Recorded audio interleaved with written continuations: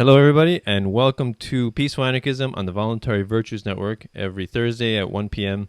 And you can also find me on theconsciousresistance.com and theseedsofliberty.com. So today we have Justin coming in from the Bronx, New York, my place, the Socialist Republic of New York.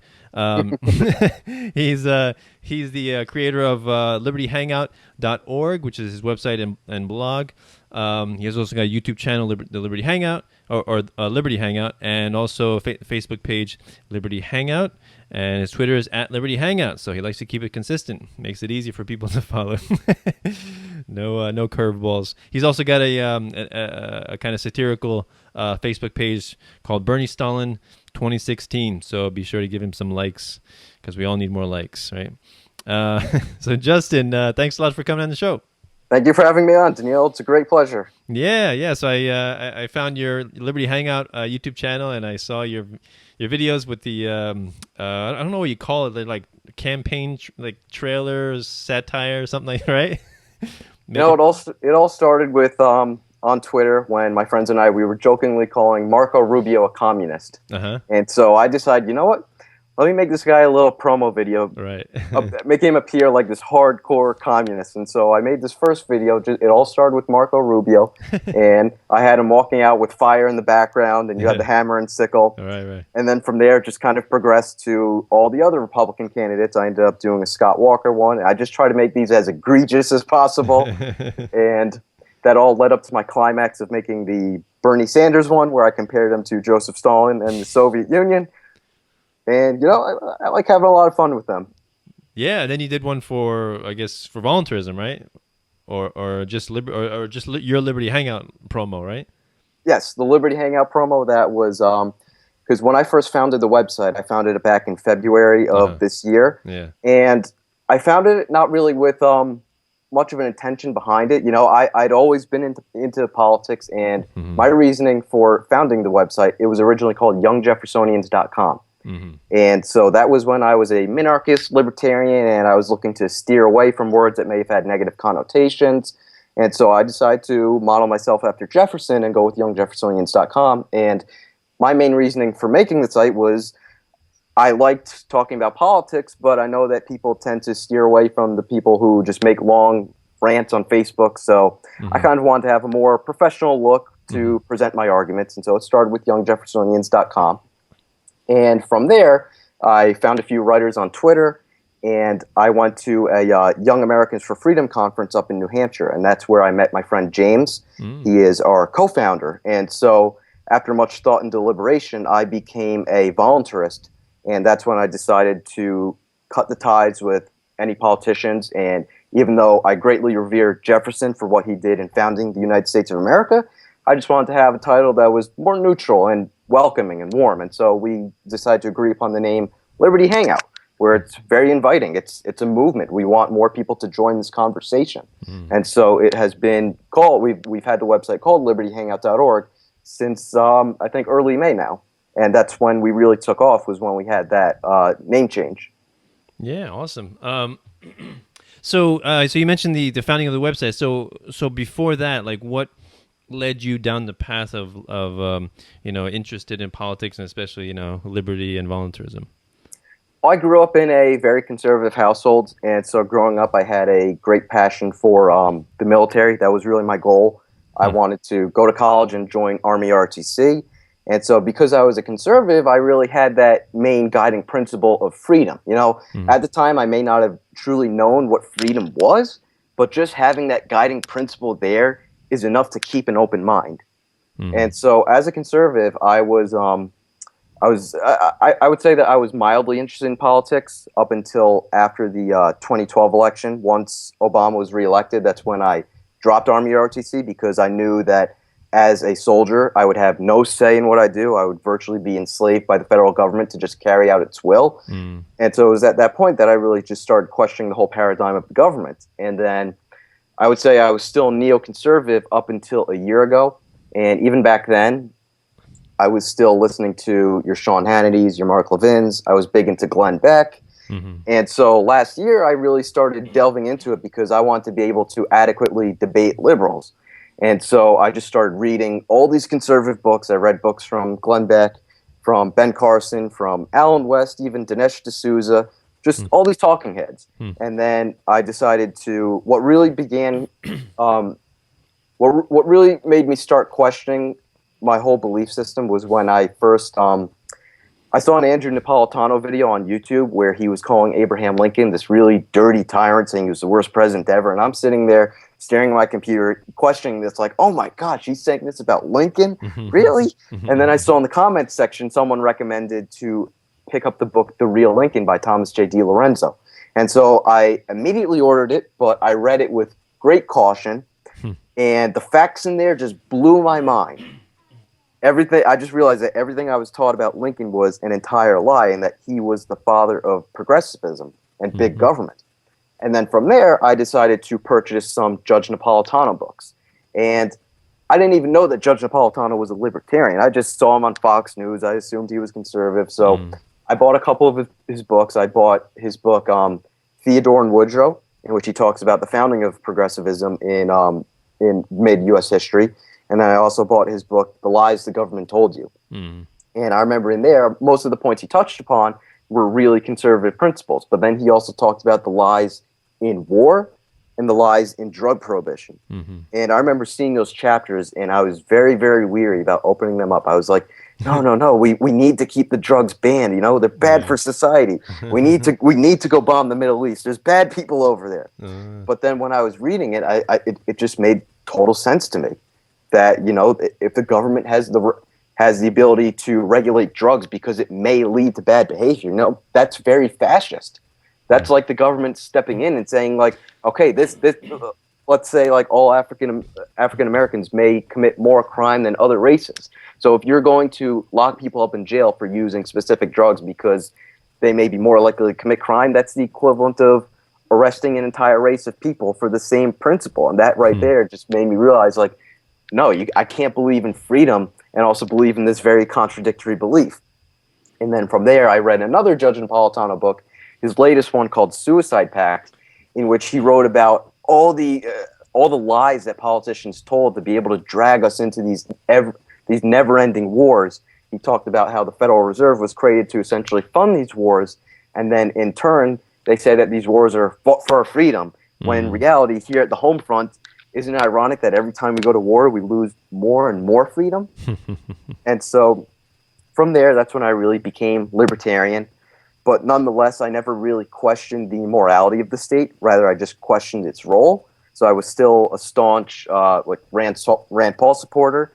And then it wasn't until I was on spring break in March, and I came across one single Adam Kokesh video in which he was at CPAC in 2013 debating a conservative about the principles of libertarianism. And he was essentially, I watched a video believing that libertarianism was essentially constitutionalism. Yeah. You know, that was my real formal understanding of libertarianism from reading those Judge Napolitano books. And so from just watching that Adam Kokesh video where he's challenging the conservative to think about these moral principles, and he's saying how if I have no right to initiate force against you, what right does the state have? And so it was in that moment that I realized, wow, the state is the biggest criminal enterprise in the history of the world. And so a lot of people, I know in my experience from introducing people to voluntarism, a lot of people are turned off to it just for the fact of, well, I don't see that working. But for me, when I was first introduced from Adam Kokesh, that was all relevant to me. All that mattered to me was the moral implications. And as a Christian, I just couldn't find myself supporting something as criminal as the state. Yeah, it's a good point. It's like, you know, it's so funny how we discover all of these different milestones and, you know, different stages in our lives, and, you know, you progress from, you know, conservative to libertarian to voluntarist, and it all is like a natural progression, right? And it all makes sense. I was just going to say the same thing, right? And then you look back and you're like, wow, look how far I've come. And then when you talk to somebody who has not made that progression, they look at you like you have three heads because you're just making sense. You're applying principles consistently, and you can't do that with the government because the government's special. You know, if you say that, like, If I steal from somebody, it's theft. If the government does, call taxation. No, that you're oversimplifying, you're generalizing, you're utopian. It's not like that. The government's special. We need, all these excuses and ad hominems come up. And, no argument whatsoever, no logic whatsoever. It's just all excuses and ad hominems. And isn't that funny? Yeah, a lot of rebuttals that I get when I drive home the importance of these moral principles here is that people try to take a moral relativist stance. Yet at the same time, you see that obviously if some issues are of value to them, they see these causes as just. So they care for a moral society just as much as we do. The only difference is that we try to rid ourselves of these inconsistencies.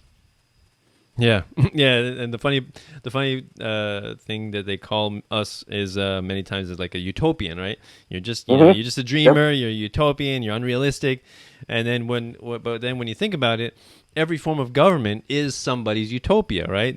People they form a state not because they want to be evil against each other, but most people form a state because they think that's going to lead to the best society, right? The problem is people are led by their emotions rather than by logic and principles and reason and evidence. It's like, a politician says minimum wage is going to help the poor, and they're like, what, that makes sense. I want to help the poor. Okay, I'm going to vote for him without actually thinking about, maybe economics plays somewhat of a role in this, in why businesses pay, a certain amount of money. Maybe it's not just a roulette. They're like, what are we going to pay him now? Let's roll the roulette. There's a logic there. There's a consistency, right? Yeah, this plays into exactly why people on our side of the aisle will call politicians like Bernie Sanders a demagogue, because he's just appealing to people's emotions. He's providing no rational logic whatsoever. Oh, yeah, free college, free healthcare, right. Free this, free that. And, never once is the question asked, well, how's it going to be paid for? And it just came out today. Someone actually did the math, and they were able to come to the conclusion that if Bernie Sanders stuck to all of his promises, it would cost as much as the national debt is right now. So he would. So just like I posted this on Facebook earlier. Just like a crack addict needs another fix in order to mask over his problems, Bernie Sanders wants to spend more and more to cover up the fact that the first $18 trillion didn't work. Mm-hmm. Yeah, it's so much, all that socialist mentality is very, and I mean, I guess you can say the same thing about statism in general. It's very, it's like infant mentality. It's like, I don't have it, he has it, I want it. Give it to me, or you take it from him so I can have it. It's very, or like, your parents pay for something and you're like, where did that money come from? I don't know. Just give it, buy it for me. Like there's no understanding of how money was earned. Labor and skills and time. No, nothing. None of that comes. It's all about emotions. And the appealing to the reptilian, limbic system of your brain, very archaic mentality. And yeah, you're right, Bernie Sanders. Free college, free healthcare. Steal from the rich, and yeah, it's just inane. I think that the disappointing thing when it comes to socialists and liberals in general is that they have all these really good. I would say that they're good people at heart. They have these really good principles, and they desire the same things that we do. The difference is that they don't see is that we want it to be done voluntarily. My co-founder James said on our last podcast, he said, "Voluntarists are socialists. We just desire the means to be voluntary and not through force." And so I actually wrote an article for my website in which I called out Bernie Sanders supporters for being hypocrites, in that they come out condemning capitalism. Oh, it's going to fail. We need the government to redistribute. Yet, if you look at what they were able to achieve, they voluntarily raised $16.4 million all by themselves. That's capitalism right there.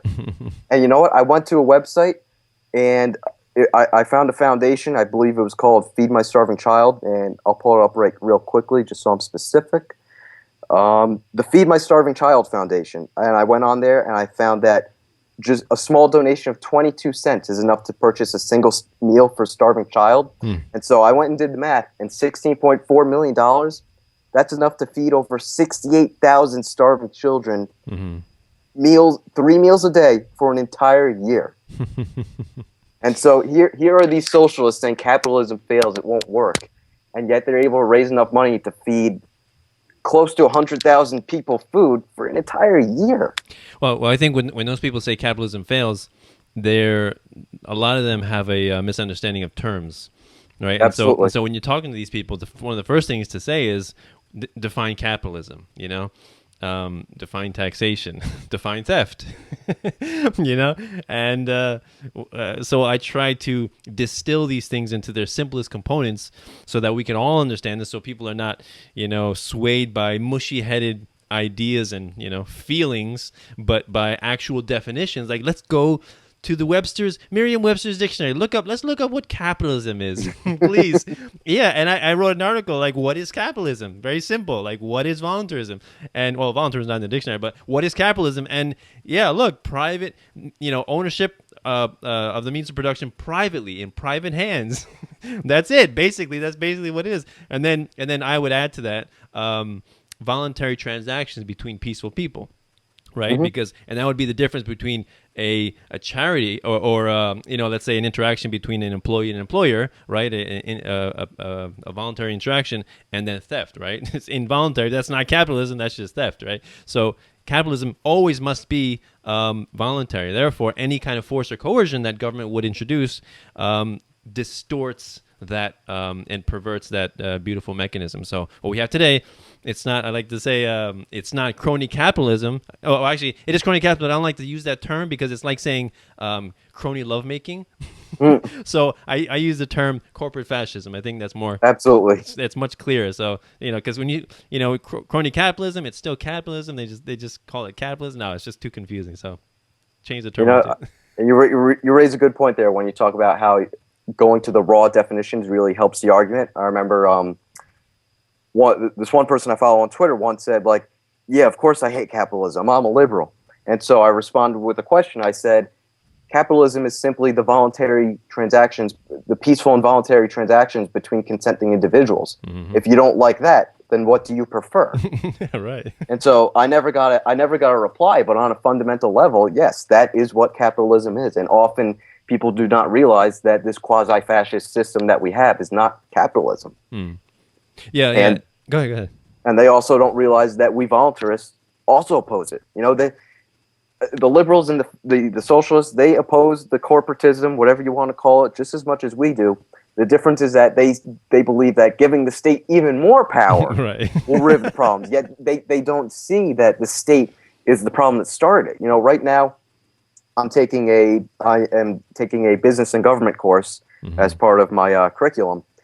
And the whole thing is geared towards corporations and what can the state do to step in and promote ethical behavior. Oh, that's got to be a fun class for you. And I sit. It's an easy course, but I sit there twitching the whole time. I just want to stand up and give a filibuster. Yeah, you're like. I know what all the right answers are, but yeah. Yeah. And so one class I was actually ready to stand up and raise my hand and ask a question about how, hey, this is all about corporations and correcting their behavior so that's ethical. But doesn't this ignore the underlying problem of how did corporations get so large to begin with, so that they can get to this point where they're so powerful that boycotts and all these things aren't even effective to creating ethical behavior? If it weren't for the state ridding of their competition in the first place, there would be no such thing as corporations. Yeah, I was actually talking about this with my brother just recently because we were talking about Wal-Mart and how everybody hates Walmart, it's unethical, destroys small businesses, kills competition. And the way I look at that, first of all, number one, actually they're performing a valuable service, right? They're offering these products that so many people are not able to offer at such low prices. And correct. The people that really hate it are most of the people who really hate it are those people that make enough money that they can actually choose not to shop there and buy more expensive local stuff because they're like, this is ethical, I'm going to support my local, and that's good. But then the people that can't afford to do that and they're just getting by, just scraping by, they're like, thank God Walmart's there so that I can buy these things and help my family get through the tough times, right? And then the other thing is that so in that sense, Walmart's providing a service, but in the other sense, Walmart has gotten huge through massive government intervention, right? Subsidies and tax rates and all that. And I I would posit that it would be very difficult in a pure free market for any business to get that enormous because of all the competition that would be required that it encourages. So it's really, when people hate these corporations, like you said, we're against those and the government together. But people tend to think, the governments are always angels. The politicians are just trying to do the right thing. Just got to support them. A lot of people also falsely make claims about the so-called natural monopolies in pertinent industries such as energy or transportation, even the roads. But, the way I see it is that just look at all this technological innovation right in front of our very eyes. Let's say there were no government. Extracting oil from the earth, yes, that's very expensive, and only a select few people are going to do that. But when we look at the alternatives and we see that you can just grow hemp in your backyard and that can be used as an alternative fuel, that right there gives the individual so much power they never had before. And then when it comes to things like transportation too, because when you think transportation, you're going to think of all these mass transportations, you're going to think of airline industries, you're going to think of trains, you're going to think of cars. But like I said, with technology, we look at all these cell phones and everything. What if one day we all have Adam Kokesh says, what if one day we're all going to have little taxi drones that just beam us into some little cage and fly us off somewhere? It's going to give so much power to the individual like never before. And that because of all the increased competition, everything's going to cost so little. Yeah. To me, it's Bastiat's seen versus the unseen. We see, cars, people think that cars have advanced. Well, really, cars in the past, 100 years, 110 years, 20 years, they haven't really advanced much. It's pretty slow. And just recently, the electric cars come out, and but really, through all of this, regulations and bureaucracy that they have to jump through to make each car saleable. Imagine if that wasn't necessary, if that wasn't the case, they didn't have to waste all that all those resources satisfying bureaucrats. Where would we be today, right? All the potential has been destroyed trying to satisfy bureaucrats, right? And so that's the unseen potential that people don't realize that has been destroyed. Maybe we have flying cars, you're right. Maybe we'll have teleportation. Who knows? But all that has been destroyed because of, parasites that think that it's their moral obligation to control people who are actually smarter and more creative than they are. Yeah, you're absolutely correct there. And it's, in addition to what you just said, a lot of people today, they drive home the point of we need green, efficient energy, protect the environment. Well, if you had a free market and free competition, you would have green energy. You would be protecting the environment, and private landowners would have an incentive to protecting their property. Yeah, and talking about hemp, like that's true. That's another thing that one of the reasons that probably cannabis is made illegal. But the other side of that is I like when people vilify oil. You have to keep in mind how was life before oil was being used, right? Mm-hmm. Like people were using, what were they using for fuel? Whale oil. Yep. Right? Now, how efficient and how abundant of a resource is whale oil? And is that more environmentally friendly than oil? Like, and never mind the fact that ever since we've been using oil, that has been able to it has made life so much more comfortable and convenient that it's able to support a planet of 7 billion people, right? Before that, it was 1 billion, barely 1 billion. And so people, they hate oil, it's very, fossil fuel, it's, it's dirty, it's, global warming, all this kind of crap. But then we're like, well, it's kind of, you're reaping all these benefits. Oil, what was it, like the number one most versatile commodity in the world next to silver? I think silver is like the number two. So, So yeah, it's a rampant amount of hypocrisy and contradictions. Yeah, I mean, like you said, when we just look at all the good that oil's done for us, I mean, are we going to have all these negative externalities? Absolutely. And those negative externalities should rightly be opposed. But at the same time, we have to look at all the positive that it's done for society. Look at how much life expectancy has gone up in the past century. Right. People are living longer than ever, and that life expectancy keeps going up and up and up. Right. Yeah, and government has done nothing, absolutely nothing to promote that, right? The only thing they've done is hinder it, make it more difficult, like providing, stumbling blocks for entrepreneurs and employers that want to create value and offer it to people, and they're just like tripping them up Mhm. with their tax and their regulations and their red tape, to line their pockets and increase their own power. And people, for some reason, are like, you know what? We need the government to rein in these evil corporations. But it's so much feel, so much emotion. People. I don't know. It's just so sad how these politicians are so conniving and manipulative. They take advantage of people's good intentions. Like people, they want to help the poor. They want to help the sick. They want to, give foreign aid to countries that are struggling. But when you break it down, like, well, what's the incentives that are created when you do that, right? When you empower a welfare state, does that really help the poor, or does that create more people that are dependent on welfare, right? Yeah, absolutely, and that touches up well onto an article I wrote a couple months ago, actually just 1 month ago. It was titled "Why Do People Commit Crime?" And so people commit crime.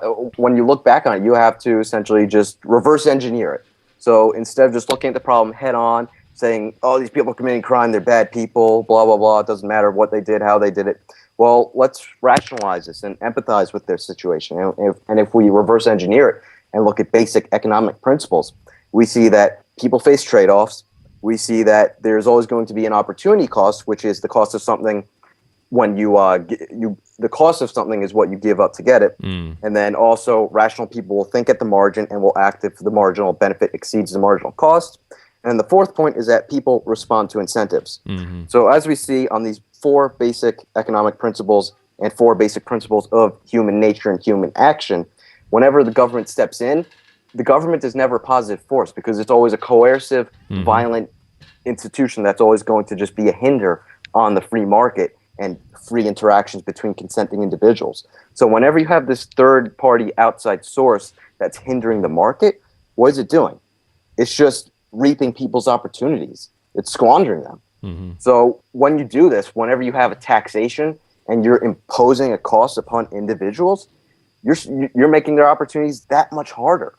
So anytime you're going to give the state more power and say, oh, the state should just redistribute all this wealth to the poor. The state should have a $15 minimum wage.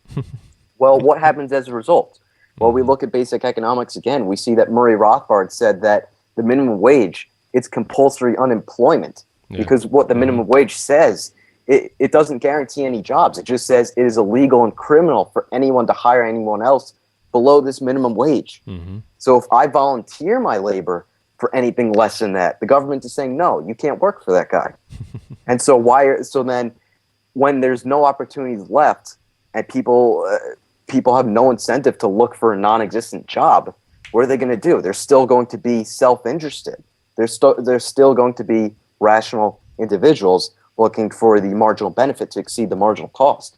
And so because of this, as a result, they're going to turn to black market activities, which as a result tend to turn violent. And as we see, Chicago is a very good example of this. They have a 91% unemployment rate among black youths. And they also have a murder rate 4 times greater than the U.S. national average. Yeah. Wow, you touched on a lot of points there. The first thing that came to mind, you said, so the title of your article is "Why Do People Commit Crime?" Right? Correct. So that reminds me of something interesting when I talk about a stateless society, like, well, how would we be protected against thieves, rapists, and murderers? And one thing I like to think about is, define theft. Okay, theft is the involuntary acquisition of someone else's property. All right, taxation. IRS. Okay, good definition. All right, so define rape. That's involuntary. Sexual use of another human being. Okay, that's the prison. The most amount of rape happens in prison. All right, good. State. So define murder, killing another individual. Okay, where does the most murder happen? War. Okay, state creation. So the greatest source of all 3 of those is the state. Right? Absolutely. No private criminal can ever compete with the state, ever. And you know what a lot of people don't realize is that crime is expensive. Right. The only reason the government gets away with it is because they have this steady flow of funds into their hands. No private, quote-unquote, private criminal would ever be able to amass that. And so in a stateless society, when you have an abundance of opportunities, there's literally no incentive to commit violent crime. When you can just get a job like that, serve someone's needs like that? Right. Why would you go employ coercion to get what you need? Or even the opposite. Why would somebody rob a store to get food if they know that, people are going to know them, that they're a thief, and they're going to watch out extra for them, and they're likely not going to be able to do it again? Why would Absolutely. why would you destroy your reputation as a human being rather than become employed and work for your living? So you're basically shooting yourself in the foot when you do that, and it just doesn't make sense. But once a free society is achieved, obviously nothing's going to be perfect. No individual is going to be perfect. Not everyone is going to rationally respond to incentives, and so you're still going to have your psychos that are going to commit violent crime. Yeah, sure. And those odd eggs are going to be unexplainable. However, once you do achieve that free society, because there is that demand for defense, and because your criminals are going to be ostracized and cut off from the rest of society, society is going to continually adapt and find better ways to quell this violence until it's as minimal as humanly possible. And that's the beautiful thing about it. So anytime the state steps in and says, you know what, we're going to be your defense. And then as a result, they're unaccountable, and you just see the crime. I mean, crime right now is at historic lows. But when you see the more that the government interferes in cities like Chicago, you see that crime is going to skyrocket once you lose those incentives. Right. Yeah, and that's interesting. Like, you can look at like voting in two ways, or the politicians in two ways. Like they are unaccountable on one hand. What can we do? We'll just vote him out of office. All right, how many years is that going to take? All right, that's kind of ridiculous. All right, so and the other thing is the politicians, they can do anything they want, and then they can give the excuse, well, they voted for it, right? They voted for me, so therefore they must have wanted this stuff. And what can the people do? What, write your congressman, beg? No, that's to me that's the equivalent of begging. And I think much more good can be done, elsewhere. Raising your kids and as a logical, empathetic, loving, compassionate people, and talking about philosophy and economics and things like that. So yeah, it's the state is I call it a self-licking ice cream cone. It creates its own demand, right? It's problem, reaction, solution, right? It's like they intervene, they create a problem, then the people clamor for a solution, they create, step in, intervene again, create another problem, and it's the endless cycle, right? So yeah, it's and the other thing I was going to say is, Larkin Rose likes to talk that there's no difference really between the mafia and the state, right? And Absolutely. the only difference is that people view the state as legitimate, right? So the people, like the mafia gives a command, the people don't call it law, they just call it a threat of violence or a threat of punishment, right?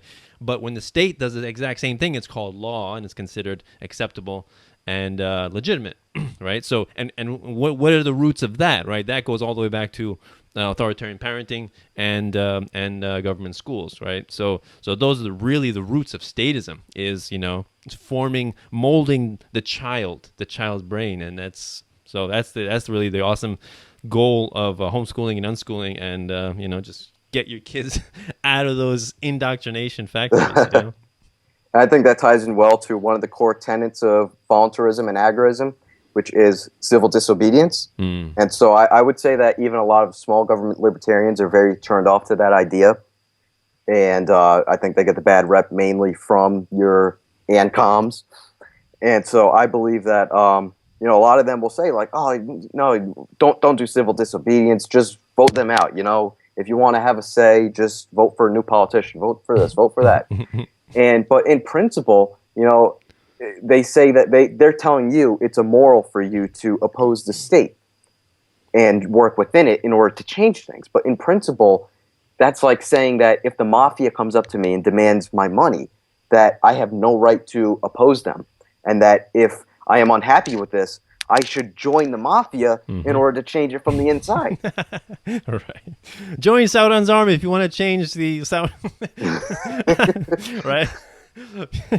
So yeah, it's kind of funny. It reminds me of Harriet Tubman, right? The Underground Railroad, which is something that we all learn about in government school. She's like, praised as a saint and everything. But imagine if the people at the time, maybe they did this, I'm not even sure, if they said, Harriet, what are you doing? You're breaking the law. Just petition your congressman, just vote to change from the inside, or become a politician. And why don't you change slavery? Yeah, go ahead. I actually wrote an article called "Politics is a Waste of Time," in which I said the exact same things you did. What if Harriet Tubman wrote her congressman? Right. What if Gandhi ran for office? What if Jesus ran for office? How drastically different would history be if all of these great and revering men just worked through the system? It wouldn't have happened. There would have been no progress. Or Schindler, like during the Holocaust, smuggled out a bunch of Jews, saving thousands of Jews. You didn't see him petitioning Hitler. Why don't you stop breaking the law, Mr. Schindler, and just vote, or just write to your congressman, write to Hitler, or why don't you campaign against Hitler, see if you can take over as dictator and change it from the inside. Yeah, I mean, we laugh, but like people really say that, right? They really think that that's going to make a difference, and to me, it's just as akin to begging. Like Lou Fiend, I don't know if you know from the Freedom Fiends, he has a Facebook page called "Campaign for a Longer Leash." I'm actually following that right now. Yeah. And so that's pretty much exactly what you're doing when you're begging. You're appealing, and the same thing goes with those protesters, like occupiers, Occupy Wall Street kind of guys, people that they think, I guess, that they're being all radical, but in the end, what they're doing is they're begging their congressman, please do something about these Wall Street people. They're not being nice, and like, wait a minute, where do you think the Wall Street people get their power from? Maybe did you consider maybe it was from the politicians? Why do you think they're going to do something about it, right? Exactly. So yeah, it's difficult to talk to people, about these topics because, so much emotion, so much, illogical rationality, if you can call it rationality, gets, it gets tangled, right? And to disentangle that, it requires not only appealing to logic, but you really also have to appeal to their emotions. Like, this one guy that we have on the Seize Liberty podcast, he was saying that there's an analogy of a man and an elephant, right? And when you talk to somebody, the man is the logic and the elephant is the emotion, right? So you can talk to the man and appeal to the logic part of the brain as much as you want, but if the elephant is going to go a different way, the person is going that way, right? Correct. So then that's one thing that Larkin Rose talks about a lot is you have to appeal to kind of psychology, and one thing is like just being repetitive. So if a person, even if you just say one thing to a status, which is like, government is illegitimate, and then you walk away, like maybe that's going to plant a seed, right? Because some people have the mindset of, if they hear something once, they're like, yeah, that's just once. Then they hear something again, then they're like, you know what? I heard that before. maybe that there's something to that. And so some people ascribe legitimacy or correctness to a concept just because they heard it many times, which is the exact opposite of why you should believe something. But nevertheless, people do, right?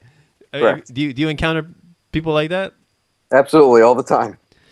Yeah. So it's difficult, but you do a good job with your articles. I think I've read that one you mentioned about what's it called? Politics is a waste of time. Actually, I think my wife sent me that article even before I discovered your YouTube channel, and she's like, check this out. So I read it. I'm like, wow, this is some awesome stuff. I like it a lot. And people ask me, they ask me, I want to make a difference in the world. I want to improve the world. What should I do? I'm like, well, stay away from politics. Absolutely. Because that is a big waste of your time. You want to improve the world? You be nice to your neighbor. You be charitable in your community. You go to your farmer's market. You talk to the local vendors. You raise your kids well. Maybe homeschool them, right? Maybe you start a garden. Maybe you increase your skill set. Those are very simple ways to improve your. Forget about somebody overseas in Iraq. You can't really do much about that. People are like, well, there's oppression there. They're in the Middle East, they're enslaving their women. Okay, but what are you going to do about it? There's nothing you can do, right? Unfortunately, not.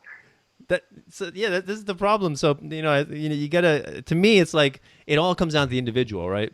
Mm-hmm. It's like a quote. One of my favorite quotes from Confucius. He says, if you want if you want to change your country, first you change your town. You want to change your town, first you change your village. You want to change your village, first you change, your family. And you want to change your family, you change yourself. Absolutely. You know what It always comes back to the individual, right?